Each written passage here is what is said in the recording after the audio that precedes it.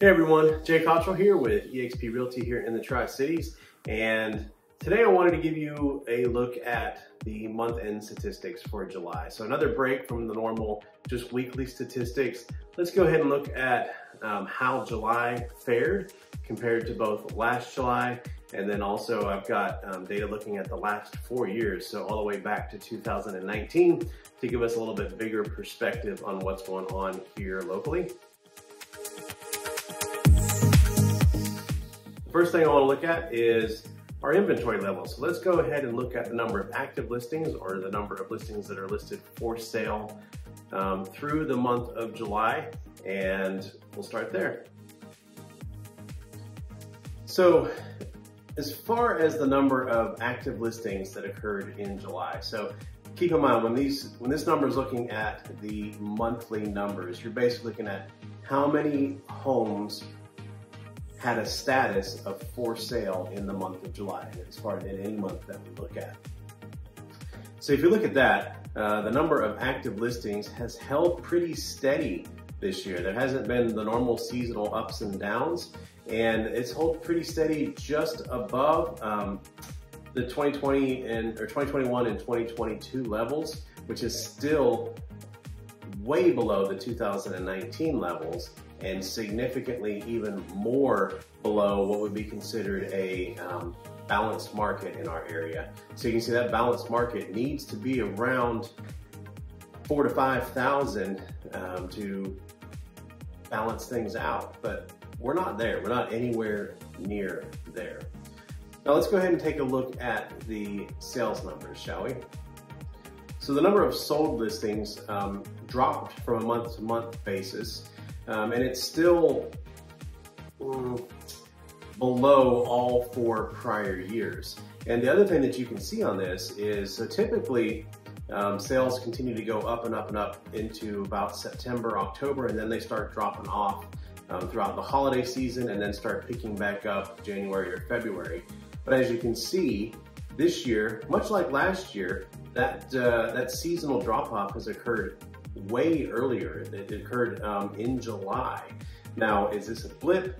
We don't know. We'll see what August looks like, and then September and October. So we'll keep tracking it. But right now, it looks like the seasonal slowdown in sales has happened about 3 to 4 months earlier than normal. Now, the number of pending listings.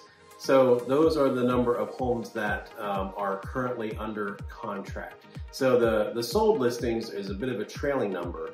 So the sold tells you an idea of how many of the homes that were under contract last month actually sold this month. So the pending number is more of a forward indicator. So you can see the pendings has held pretty steady this year. So we'll see how many of those close, because some of them might have longer closing windows. They might have went under contract right at the end of July, which means they won't close until September, but we'll have to see. But basically the pendings is back down to the pre-COVID 2019 levels, and that's held pretty steady all year long. So we haven't seen much change there. So if inventory is holding steady and the number of homes going under contract is holding steady, then how are we seeing a number of decline, or how are we seeing a decline in sales? Well, let's take a quick look at that. The biggest reason being the lack of new listings hitting the market for sale. So those numbers are about 23% below the 2019 numbers. So we have a pretty good lack of new inventory hitting the market for sale, which is suppressing the number of homes that are selling. So 23% is a pretty big number, and it's below all 4 previous years, and that's what's holding back the sales in our market, is people are just not wanting to list their home for sale. And I've talked previously about the various reasons for that. People have 3% or lower mortgage rates, and they don't want to trade those for higher mortgage rates. We still have people moving into our area from the higher price listings, which I'll show you some information that supports that coming up. But for many various reasons, we're just not seeing not just the regular number of new listings hitting the market, but not an increase in those either, even despite the ramp up in new construction. So as you can imagine, the continued low inventory, even with declining sales. So typically when you would see sales declining, you would think prices would start declining as well. But with that continued rock bottom inventory levels, prices are continuing to go up. So you can see the average price last month was around $308,000, which if you go all the way back to 2019 is almost 70% higher than 2019, where it was closer to around $182,000. So think about that. Just in 4 short years, the average sales price in our market has gone from $182,000 to $308,000. That's almost double. That's getting pretty close to doubling in 4 years. Now, we all know the reasons why the pandemic just kind of pushed standard home price appreciation into overdrive. And so even if we go back to what most people think, single-digit home price appreciation, whenever we can get this inventory shortage figured out, prices are not going back to pre-pandemic levels. So that we basically had over a decade of home price appreciation in 3 to 4 years, and it's just set the new floor for the market. Now, if we go ahead and look at home price appreciation, as I track it, I look at the momentum of the median sales price, because that kind of shows the middle of the market and how the market is shifting. Because if you look at a bell curve, as far as saying a bell curve, or basically how far is that bell curve moving? Well, that number is up just slightly over 10%, much like it was in June.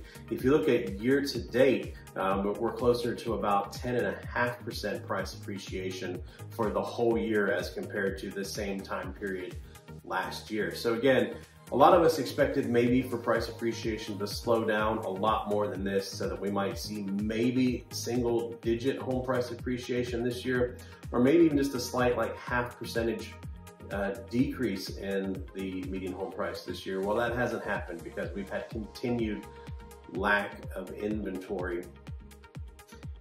So we're still seeing prices go up, and it doesn't look to be changing anytime soon. Here's a bit of new information I want to share. This is called the median estimated value, and this is from RPR, which is Realtors Property Resource. And one of the things I like about this is it pulls information from various resources. It's not looking at just the local MLS sales data, but it's looking at county records and pulling other information from other sources and kind of making an aggregate prediction. So you can see that the estimated value is up 9.7% from the same time last year, from the previous 12 months. And you can see, if you look at these graphs, it has continued to go up. I believe these graphs go back 3 years. Yeah, no, longer than that.